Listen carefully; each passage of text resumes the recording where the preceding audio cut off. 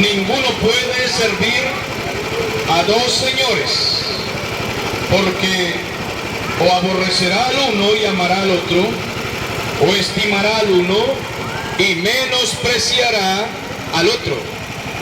No podéis servir a Dios y a las riquezas. La Biblia es tan clara por donde quiera que nosotros la miremos, por donde quiera que leamos. La Biblia es tan clara. Todo su mensaje está escueto cuando se trata del Evangelio de Jesucristo. En este caso, el Señor Jesús dice: no se puede servir a dos señores tratándose de la salvación. Cristo dijo que no se puede servir a Dios y a las riquezas. Podemos decir a Dios y a la avaricia, a Dios y a la codicia, a Dios y al hambre de las cosas de este mundo. Eso no combina. O se sirve a Dios o se sirve a la avaricia, o se sirve a Dios y a las ambiciones terrenales. Uno de los dos.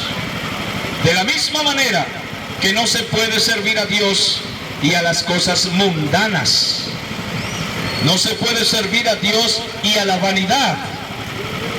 No se puede servir a Dios y al placer carnal. No se puede servir a Dios y a las distracciones de este mundo. O usted le sirve a Dios o le sirve al mundo. Dígame cuál es su decisión, amigo. ¿Cuál es su decisión, amiga? ¿Ha decidido ya servir usted al Señor? ¿Todavía le está sirviendo a los placeres mundanos, carnales? Cuando el Evangelio es predicado, es para que el hombre tome una decisión.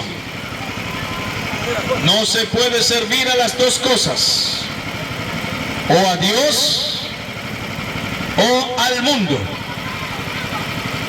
O se sirve a Dios o se sirve al placer carnal. O se sirve a Dios o se sirve a la avaricia. Pero hay que tomar una decisión. O se le sirve a Dios o se le sirve al pecado. Se le sirve a Dios o se le sirve al diablo. El servicio espiritual tiene dos caminos, dos vías, dos señores. O se le sirve a Dios o al pecado, o a Dios o al mundo. O tomamos la decisión de ser hijos de Dios, o tomamos la decisión de ser hijos del diablo. Uno de los dos. Pero hay que tomar una decisión. Tome silla. Durante muchos años, la nación de Venezuela ha escuchado el Evangelio. El Evangelio se extendió por todos los estados del país venezolano. Yo fui uno de los evangelistas que viajé por casi 20 años por todo el territorio venezolano, la tierra de algunos de los que están aquí esta noche, de algunos de los que habitan esta ciudad, este pueblo y este país, que vivían en Venezuela o son venezolanos. Viajé por todas esas ciudades: Caracas, Valencia, Maracay, Barinas, Mérida, El Vigía, todas las ciudades del país, predicando por los campos, por pueblos, por aldeas, por distintos lugares, predicando la palabra del Señor. En aquel tiempo, Venezuela era poderoso, un país, una nación de poder, de bolívares, antes de que se le llamara Bolívar fuerte, antes de que se llamara Bolívar soberano, cuando el Bolívar valía, cuando los portugueses y los españoles querían vivir en Venezuela. cuando los colombianos se iban en manada, porque Venezuela era la mina de oro. Cuando nos fuimos para Venezuela, porque teníamos ansias de ganar bolívares. ¿Se acuerdan?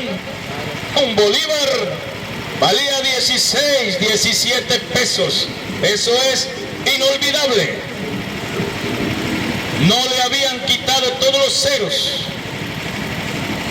El bolívar era como un dólar. Poderosa Venezuela de entonces, cuando los adecos y los copellanos comían detrás de la cortina, pero hacían pelear a los venezolanos. Cuando tenían acuerdos de que 4 años mandas tú y 4 años mando yo. Esa era aquella Venezuela. Y de pronto empezamos a predicar el evangelio por todo el país venezolano y advertimos a los venezolanos en todos los rincones de lo que venía. Les decíamos en todas las ciudades y pueblos: venezolanos, dejen la brujería, la idolatría, la santería, el libertinaje, porque con 1000 bolívares se podía comprar ron, se podían comprar mujeres, se iba al cine, se paseaba, con poca plata se recorría el país entero. Los hoteles eran baratos, todo era barato, la cerveza era barata, el libertinaje era barato. La montaña de Sorte servía para que fueran a adorar a María Leonza, Guaycaipuro, Negro Felipe, y ofendieran a Dios. Las calles tenían templetes, carnavales, baile y fiesta. Venezuela era parrandera. Pero un día comenzamos a advertir: venezolanos, ya basta. Miren al cielo, miren a Cristo, vuélvanse a la Biblia, pónganse de rodillas, dejen el libertinaje, el placer, la parranda, los templetes, las ferias, la brujería. Olvídense de María Leonza, de Guaycaipuro, del Negro Felipe y de toda inmundicia. No adoren a los políticos y vuélvanse a Cristo, porque viene calamidad para Venezuela. Estuve predicando más de 10 años en Venezuela, ciudades, campos y aldeas, pueblos, rincones, campañas, cruzadas, visitando muchos lugares, advirtiendo de lo que venía. Pero no escucharon muchos.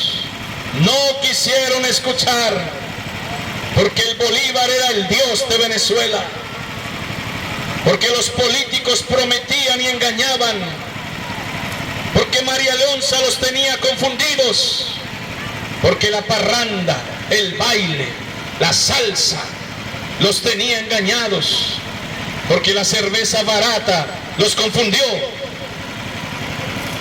Y Dios habló a Venezuela por muchos años. Y predicamos por todas partes. Viajé hasta el Brasil, recorriendo todo rincón de Venezuela y anunciando de lo que venía. Pero no escucharon. No muchos. No quisieron. Y Dios dijo: ya basta. Y vino la ruina, la miseria, la pobreza. Y les advertimos, les dijimos: los venezolanos se irán por las naciones a sufrir, a llorar calamidades, y muchos morirán fuera de su país, porque ofendieron a Dios, porque blasfemaron a Dios, porque bailaban al son de Guaycaipuro y de la María Leonza, de los ídolos, de la idolatría de Lara y Barquisimeto. Multitudes detrás de una estatua. Ofendieron a Dios, bailaron, parrandearon, y vino el deslave de Vargas en Caracas, un diluvio que mató miles de personas, miles, nunca se supo cuántas. Y desde entonces comenzó la lucha política entre izquierda y derecha. Y se mataron unos a otros, entre hermanos venezolanos, entre paisanos, unos a otros, países extranjeros. Ellos intervinieron para ayudar a la matanza, para que los venezolanos se mataran unos a otros, y se pelearon, se odiaron, y tuvieron que salir de su país. Al Bolívar le cambiaron el nombre, le llamaron Bolívar Fuerte, después Bolívar Soberano, le quitaron los ceros, y seguimos advirtiendo, no es el Bolívar Fuerte, tampoco el Bolívar Soberano, es Cristo el que salva, pero no escucharon, y tuvieron que irse de su país a todos los países del mundo, a sufrir, a llorar, y aún viviendo en otros países no quieren buscar a Cristo, no quieren.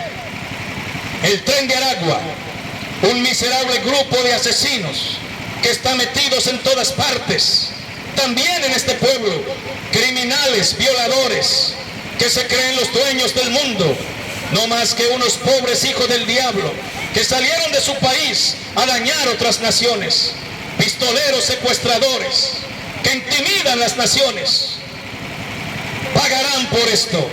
Dios no puede ser burlado. Amén, gloria. Nadie se burla de Dios. Venezuela está siendo sometida al fuego de Dios para que los venezolanos busquen a Cristo. Ahora que escuche nuestra nación, Colombia. Colombia también ha pecado contra Dios, igual que Venezuela. Colombia también ha ofendido a Dios, igual que Venezuela. Colombia ha dado la espalda a Dios, igual que Venezuela. Agárrense duro, colombianos, porque Dios no puede ser burlado. Dios está llamando. Colombianos, vuélvanse a Cristo. Dios está llamando. Colombianos, pidan perdón. Dejen la idolatría. No se crean más grandes que los venezolanos, porque no son ustedes más grandes que los venezolanos. Son tan pecadores como los venezolanos. Dios ha puesto en la lista a Colombia, así como puso a Venezuela.